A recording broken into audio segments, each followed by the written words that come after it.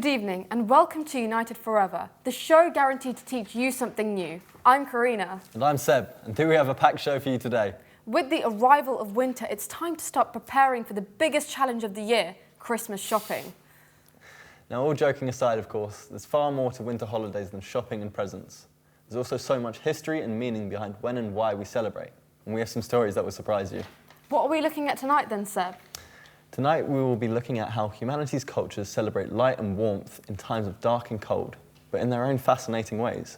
We have colourful festivities and wonderful ways of celebrating. Stay tuned as we dig deep into why light is so important to all cultures and why we celebrate in unique ways that will pique anyone's interest. We start tonight's show with the surprising and unheard aspects of good old Christmas. Surely most of us know about Jesus Christ being born on Christmas Day, no? You're in for a surprise then. Our reporter Georgia is taking a closer look at how Christmas and Hanukkah are celebrated and what role light has in them. Let's get started then. Gladly.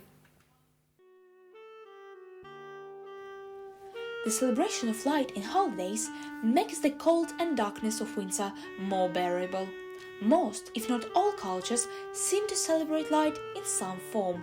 Christmas, Hanukkah, Diwali, Festival of Lights, but they all celebrate it in different ways for different reasons. Candles, lights, fireworks, all grand expressions of celebration across every holiday and religion. Today, we're discovering what light means to these cultures.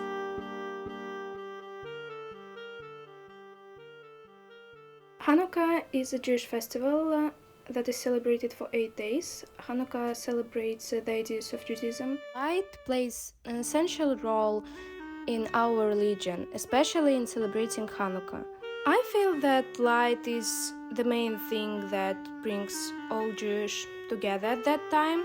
We light candles during Hanukkah to symbolize the great hope of our nation. Personally, for me, light means hope, a tradition of my family, and the reunion of Jewish people.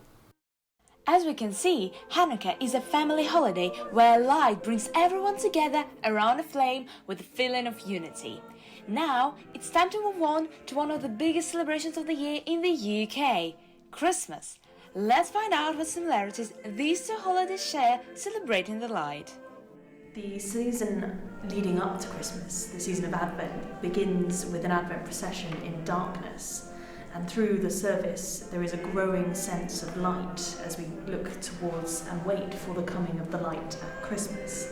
If we light a candle, we're lighting a sign of that hope in the darkness, light in the darkness that won't be overcome. And as we look with hope towards that, the light lightens the darkness. Christmas and Hanukkah have much more in common than we expected, as both holidays, as well as many other winter holidays, celebrate the significance of light and how it brings people together, giving hope and faith. Wow, truly a topic with many layers. Indeed it is. Luckily, we have an expert with us in the studio, a religious studies expert, Drew Yarder.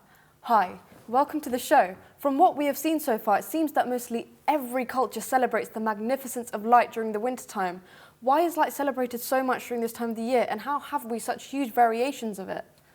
So in every culture, light still signifies positivity, goodness.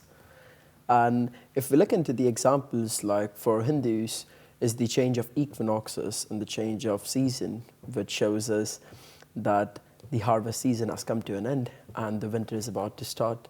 On the other hand, for Buddhism is the Vesak, where they celebrate the enlightenment of Buddha. This tradition of decorating Christmas tree with lights, how long has it been on for? Folklore says it goes back to 17th century Germany. Wow. The Protestant reformer, Saint Martin Luther, not the one we know of, but Saint Martin Luther wanted to recreate the starry night he saw outside for his family. When the idea struck him, he came home and put candles around the Christmas tree. Now just the difference is candles have turned into lights. So what decorations are put up for Hanukkah then? For Hanukkah, we see Stars of David, menorah like the one on the stable, and also riddles. And all of them signifies and embody the simple idea of how a Jewish resistance fought the 2nd century Seleucid Empire. Fantastic. Thank you very much. So what's next then, Seb? The tradition of Diwali and its unique traditions of light celebrations. Sounds intriguing. It really is. I visited the Hare Krishna temple in Watford to find out more about their traditions and connections with light. Let's look at what you found out there then. Let's do it.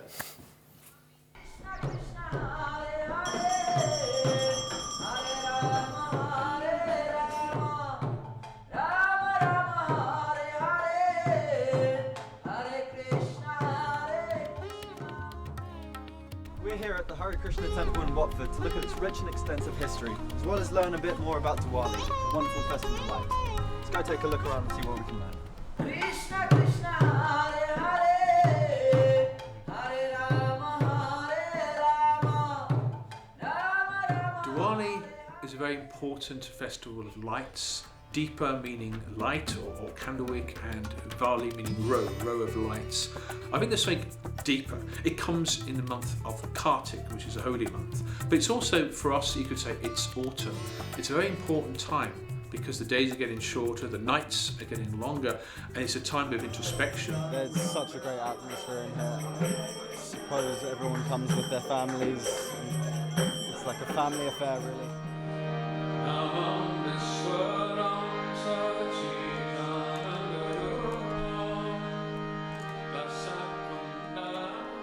Usually during the Diwali period, temples are festooned with lights, multicoloured lights. It's a very kind of popular thing. It's a bit like Christmas lights.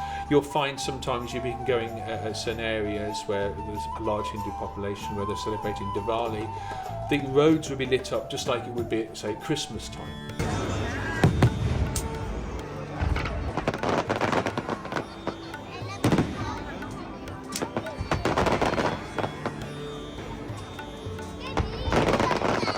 For me personally, it means a lot of other things going on. It's also Interfaith Week. It's not just about light, there's also Diwali, it's about presents, it's about sweets, it's about family. It's also about song and dance as well. We've learned so much from our visit to the Hare Krishna temple today. From what we've discovered, Diwali is a family celebration and light plays an essential role in bringing everyone together. Wow, what a sight. Truly is. But now we have an expert on the subject, Drew Yada, a religious studies expert. Drew, from what we've seen so far, Diwali is so rich in culture and tradition that its mass and impact can't be covered in true justice. How do you see it? So Diwali for Hindus optimizes one basic idea how light wins over darkness. Historically speaking, how Lord Rama got his wife back from demon king Ravana, all the way from Sri Lanka, and how he was welcomed by his people, marking the Hindu New Year, which is a lesser known fact, a day when families meet each other and share the love. And what about food? What dishes do people eat during Diwali? So the basic idea of Hinduism is non-violence, and they look at every creature as a living soul. So the food you see during Diwali is all vegetarian. Snacks ranging from samosa and chakli and fafda, and sweets like gulab jamun, jalebi, peda. Wow, that's amazing. Thank you so much, Drew. You've been amazing on the show. Unfortunately, that's all we have time for. Thank you for watching, and tune in next time for our discovery of a fascinating background story of the Wonka chocolate bar. Sounds good. Have a good evening. Bye now.